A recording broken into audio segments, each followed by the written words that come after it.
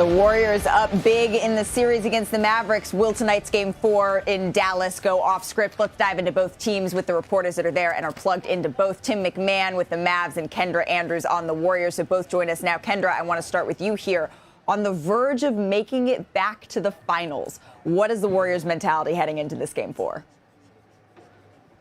Yeah, Malika, when Draymond was asked, what does it mean to be one win away from the NBA Finals? He said, well, it means just that. We're still one win away. The Warriors say we've unfinished business against a very good Dallas Mavericks team, so they're not trying to look too far ahead. That being said, the Warriors are feeling very confident. Just yesterday, Stephen Curry said, this is the best basketball we've played all year long. The way we've been able to overcome our inconsistencies, having guys come in and out of the lineup. They'll be without Otto Porter Jr. tonight with a left foot injury, but the way they've been able to overcome that and to have that lead to wins at this stage, he said it's the best that we've done it all year long. I said it on the show yesterday, Kendra. I raised my eyebrow at Mark Spears over the summer when he said that this is the year he believes the Warriors should go back to the finals. I was dead wrong. They sure are looking like a team to beat. So things are just a tad different, obviously, though, for the Mavs. They're being in an 0-3 hole. It feels a little bit grim. But from what you've gathered, Tim, what's the mood and the moment heading into this Game 4?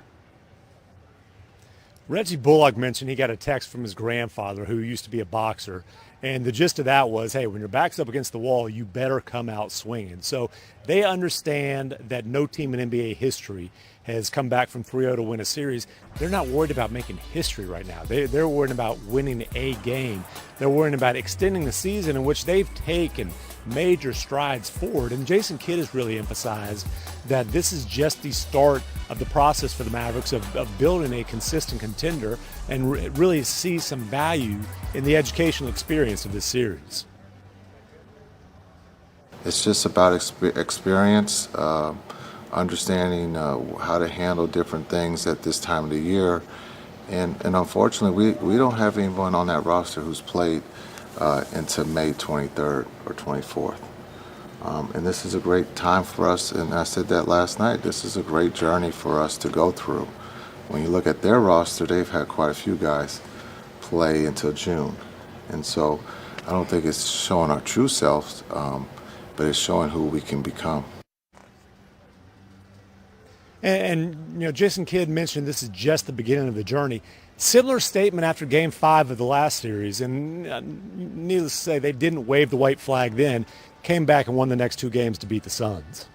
Well, regardless if Dallas season ends tonight or not, Tim, Luka Doncic is someone you've covered since he set foot in Dallas. What have you learned about him during this postseason run? Yeah, I think we have seen Luka really mature, and he's more comfortable as the face of the franchise and with some of the responsibilities, the media stuff that comes along with that. But the one thing with Luka Doncic is you never see him shirking accountability. He had 40 points the other night. And, you know, you ask him about his performance, about the Mavericks not being able to win the last three times in these playoffs when he scored 40-plus.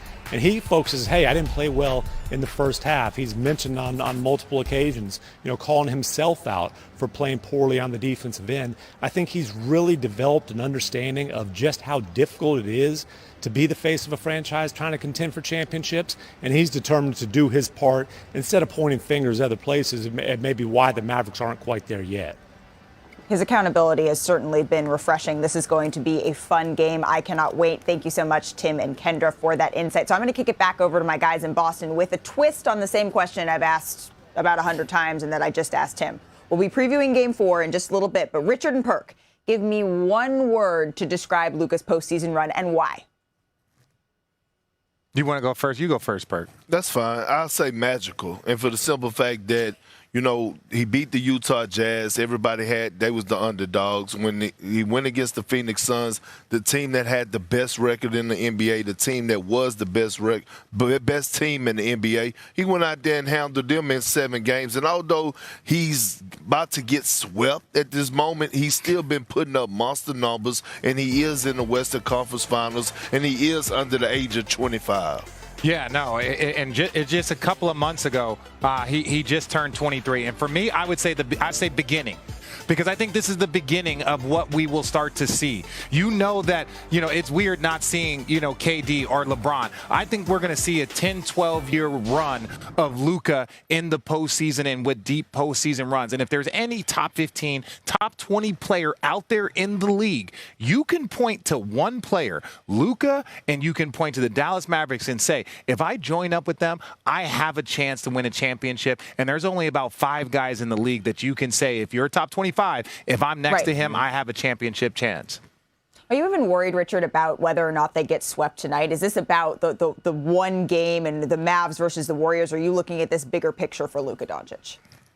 I'm looking at this in a much bigger picture way. Look, like Jason Kidd said, no one on their team has ever been this far into the postseason, and they're going against a team that has been to the finals 5 out of the last 7 years. So you understand, and they've been progressing every single year, in my opinion. But I still think that Dallas looks at this. If we can find a player that can be next to Luka, we will be a quote-unquote we have an opportunity for somewhat of a dynasty. It can be a LeBron James squad. It can be a Steph Curry-led squad because he is that good. He is that special that if you give the talent around him, there's not going to be much anybody can do. Yeah, I second that. But the thing is Luka is learning how to grow, right? Growth is going to be huge for him. Not just him going isolation with the ball for 20 seconds out of the shot clock and then passing it to somebody and telling them to shoot. If you want this to be an attractive place, if you want another superstar caliber player to come play alongside of you, they got to be feeling like that. When they get there, that they're going to have the same opportunity that you're going to have to be able to be a playmaker for themselves and a playmaker for others. No, I agree. But that feels like some of the maturity and the growth that Tim McMahon was just sort of talking to us about. We've seen that from Luka. It's not often that you see a player that's this young make this many all-NBA teams, be in the MVP discussion repeatedly. So I agree with you, Richard. It's not about what happens tonight. But, hey, Perk, guess what? What's that?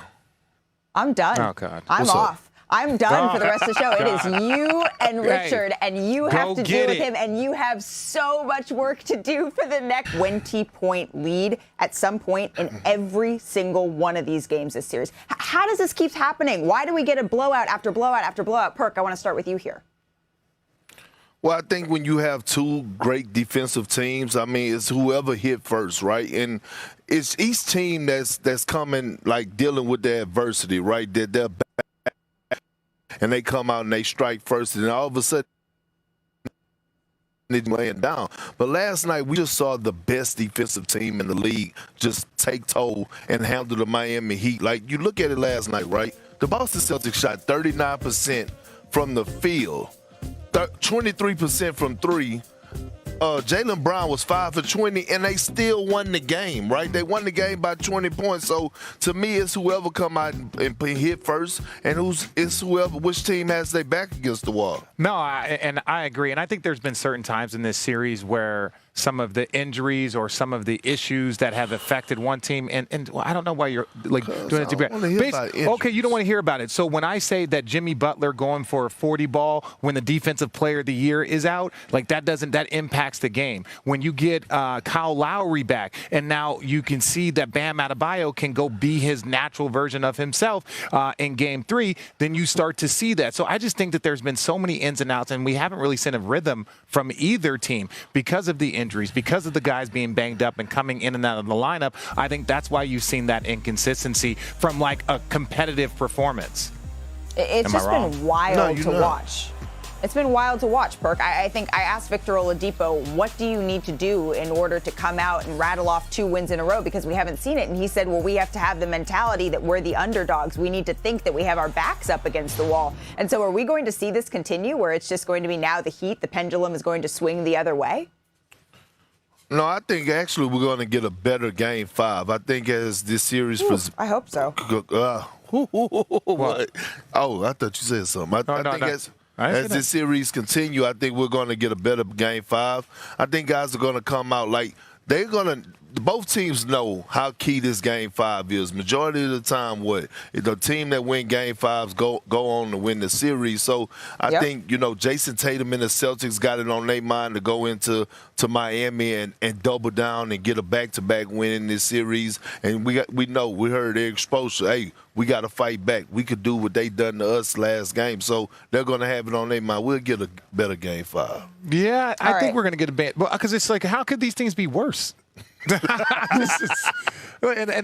not don't competitive. Say that. I'm afraid it's going to be a 1-8, challenge. Well, look, I believe in both teams to say that eventually they're going to get that competitive flow going on both. But geez, 1 to 100, that's what the game started. What was that? Was that the number? No, bro. It was 18-1. Same difference. Let's get into the specific numbers. The Heat, they started Kyle Lowry, Max Strus, Jimmy Butler, PJ Tucker, Bam Adebayo. They combined to score just 18 points. That's the fewest by a starting five in a playoff game since starters were first tracked in 1971. So here's what Miami had to say after the beatdown took place. And we got a three-game series. That's to get to the finals.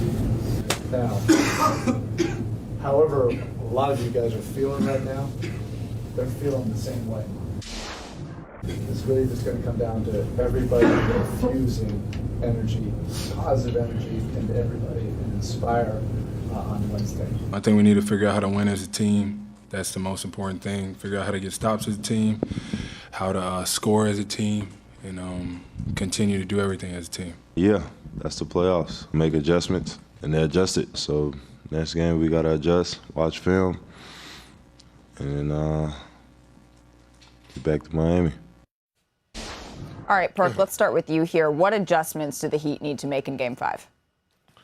Well, the adjustment is Bam Adebayo. He needs to make the adjustment of being consistent. When you go back and look at 2020, right, and you look at his stats against the Boston Celtics in that Eastern Conference Finals, he led the team in points, rebounds, and assists. I believe he averaged 20, 11, and 5. This series, he's averaging 13, 7, and 4. And look, he had one good game, and that was it. Al Horford responded in great fashion last night. I thought he took it personal and D'd him up. Bam is the second best player on this team after Jimmy Butler. Some may argue that he's the number one. Look, he's complained about not making the All-Star team. He's complained about getting snubbed for the Defensive Player of the Year. Okay, if you want to silence the critics and prove everybody wrong, here's your chance right now to go out there and do that. You're on the biggest stage. No, and I couldn't agree more. When you look at, there's been multiple games in this series where he hasn't even gotten double-digit figures, but this is different. Bam can grab the ball, bring it up the floor, and somewhat call his number. Now, I understand you got the Heat system, but there are times where he can be more aggressive, and for me, that's it.